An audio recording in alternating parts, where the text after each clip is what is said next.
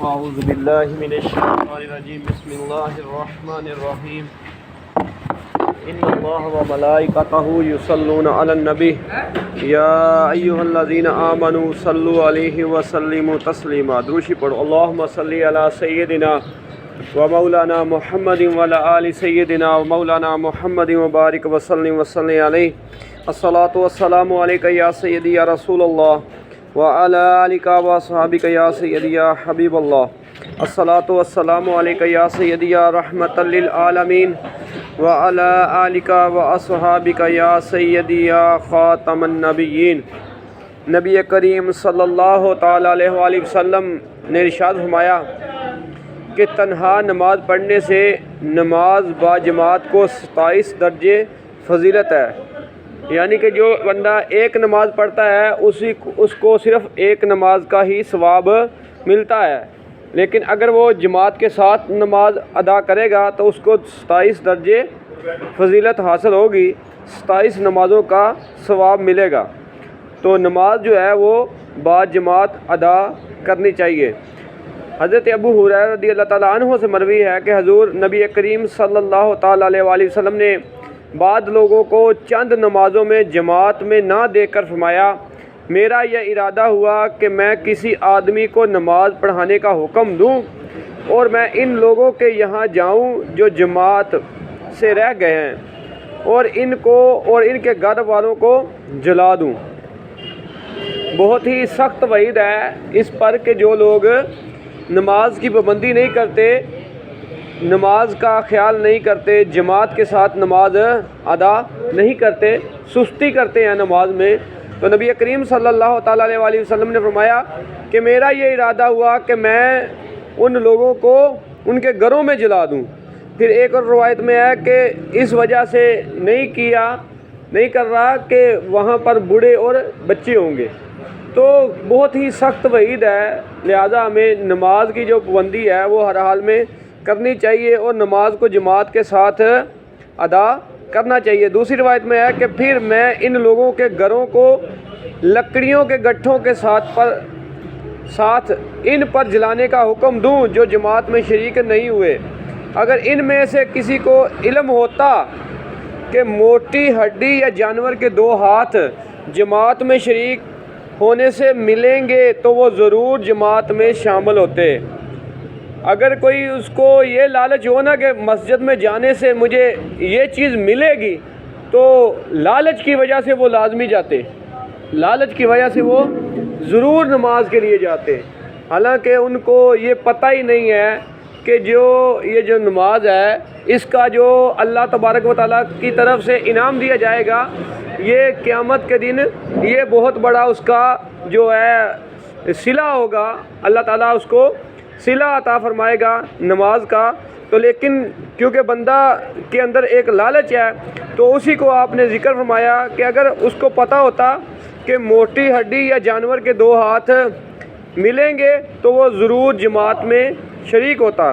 حضرت عثمان رضی اللہ تعالیٰ عنہ سے مرفوعاً مروی ہے کہ جو عشاء کی جماعت میں حاضر ہوا پس گویا اس نے آدھی رات عبادت میں گزاری، اور جو صبح کی جماعت میں بھی شامل ہوا گویا اس نے ساری رات عبادت میں گزاری۔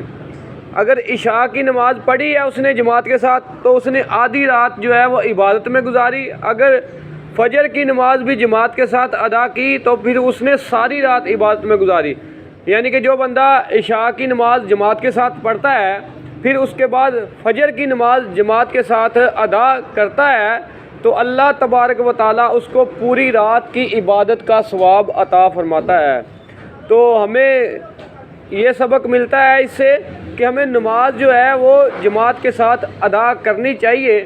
جب نماز جو عشاء کی ہم پڑھیں گے جماعت کے ساتھ تو رات کو سوئے رہیں گے، صبح اٹھ کے جماعت کے ساتھ فجر کی نماز ادا کریں گے تو اللہ تبارک و تعالیٰ پوری رات عبادت کا ثواب عطا فرمائے گا۔ لیکن یہ چیز یاد رکھیں، نماز پڑھ کے عشاء کی نماز پڑھ کے پھر سو جائیں، پھر ایسے کام نہ کریں جو کہ گناہوں پر مبنی ہو، جو گناہوں کی طرف لے جاتے ہوں یا گناہ کی دعوت دیتے ہوں، تو ان سے بچنا چاہیے۔ جو بندہ نماز عشاء ادا کر کے سو گیا، پھر صبح فجر کی نماز اس نے جماعت کے ساتھ ادا کی تو اللہ تبارک و تعالیٰ اس کو ساری رات عبادت کا ثواب عطا فرمائے گا۔ رسول اکرم صلی اللہ تعالیٰ علیہ وآلہ وسلم کا ارشاد ہے کہ جس نے نماز با جماعت ادا کی بس گویا اس نے اپنے سینے کو عبادت سے بھر لیا۔ حضرت سعید بن مسیب رضی اللہ تعالیٰ عنہ کا قول ہے کہ 20 برس سے متواتر اس وقت مسجد میں ہوتا ہوں جب مؤذن اذان دیتا ہے۔ حضرت محمد بن واسع رضی اللہ تعالیٰ عنہ فرماتے ہیں کہ میں نے دنیا سے تین چیزوں کی خواہش رکھتا ہوں۔ ایسا بھائی کہ اگر میں ٹیڑھا ہو جاؤں تو وہ مجھے سیدھا کر دے، بغیر کاوش مختصر رزق جس کی باز پرش نہ ہو، اور نماز با جماعت جس کی غلطیاں میرے لیے معاف کر دی جائیں، جس کی فضیلت مجھے بخش دی جائے۔ حضرت محمد بن واسع رضی اللہ تعالیٰ عنہ کہتے ہیں کہ میں اللہ تعالیٰ سے تین چیزوں کی خواہش رکھتا ہوں۔ وہ خواہش کون کون سی ہے؟ وہ خواہشات یہ ہیں کہ ایک تو یہ کہ مجھے اللہ تعالیٰ ایسا دوست دے دے، ایسا بھائی دے دے، جب میں ٹیڑھا ہو جاؤں تو وہ مجھے سیدھا کر دے، مجھے سیدھا کر دے۔ میں اگر اسلام سے پھروں تو مجھے اسلام کی طرف لے جائے، ٹیڑھا ہو جاؤں تو مجھے سیدھا کر دے۔ دوسرا یہ کہ اللہ تبارک و تعالیٰ مجھے اتنا رزق عطا فرما دے جو مختصر ہو، اور جس کی وجہ سے میں جس کو حاصل کر کے اللہ کی عبادت کر سکوں، جس کے بارے میں اللہ تعالیٰ مجھ سے قیامت کے دن نہ پوچھے۔ اور تیسرا یہ کہ میں نماز جماعت کے ساتھ ادا کرتا رہوں، اور جو مجھ سے اگر اس میں غلطیاں بھی ہوں تو اللہ تعالیٰ معاف کر دے۔ تو آج لوگوں کے دلوں میں، ہمارے دلوں میں خواہشات تو دنیاوی پتہ نہیں کون کون سی جنم لیتی ہیں، تو لیکن جو اللہ کے نیک بندے ہوتے ہیں، اللہ کے پیارے ہوتے ہیں، اللہ کے ولی ہوتے ہیں، اللہ کے دوست ہوتے ہیں، ان کے دل میں اللہ تبارک و تعالیٰ کی عبادت کی خواہش ہوتی ہے۔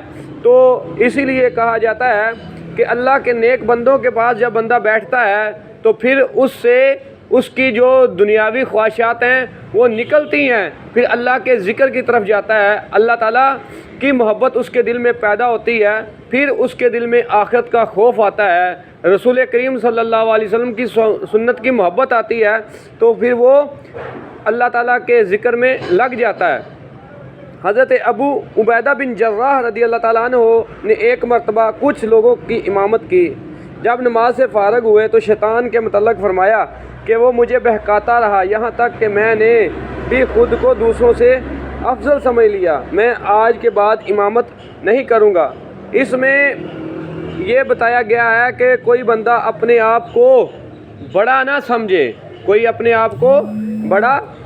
سمجھے، کیونکہ اللہ تبارک و تعالیٰ کی جو ذات ہے اس کو تکبر پسند نہیں ہے، کیونکہ اللہ تعالیٰ کی ذات ہی متکبر ہے، وہی ذات کو تکبر زیب دیتا ہے۔ لہذا ہر حال میں بندے کو عاجزی اختیار کرنی چاہیے، ہر حال میں عاجز رہنا چاہیے۔ حضرت حسن رضی اللہ تعالیٰ عنہ کا قول ہے کہ ایسے شخص کے پیچھے نماز نہ پڑھو جو علماء کی مجلس میں نہ جاتا ہو۔ حضرت نقعی رضی اللہ تعالیٰ عنہ کا قول ہے کہ جو بغیر کسی علم کے لوگوں کی امامت کرتا ہے وہ اس شخص کی طرح ہے جو سمندر میں رہ کر اس کا پانی ناپتا ہے اور اس کی کمی زیادتی کو نہیں سمجھتا۔ اس میں یہ بتایا گیا ہے کہ جو بندے کو نماز جو بندہ پڑھا رہا ہے اس کو کم از کم اس کی امامت کے جو مسائل ہیں اس کو پتہ ہونا چاہیے، تاکہ اگر کوئی مسئلہ آ جائے، کوئی غلطی ہو جائے تو وہ ان کو بتا سکے۔ یہ نہیں ہے کہ وہ امامت کے مسئلے پر کھڑا ہو گیا ہے لیکن اس کے کسی قسم کے جو مسائل ہیں، جو امامت کے مسائل ہیں، اس کو سمجھ ہی نہیں ہے، تو وہ اگر اس کو سمجھ نہیں ہے تو پھر وہ لوگوں کی امامت کرنے کا بھی اہل نہیں ہے۔ تو ہمیں اس سے یہ پتہ چلتا ہے کہ نماز کی جو پابندی ہے وہ ہر حال میں ضروری ہے، لازم ہے، فرض قرار دی گئی ہے۔ ہر عاقل بالغ پر نماز فرض ہے، کسی بھی حالت میں نماز معاف نہیں ہے۔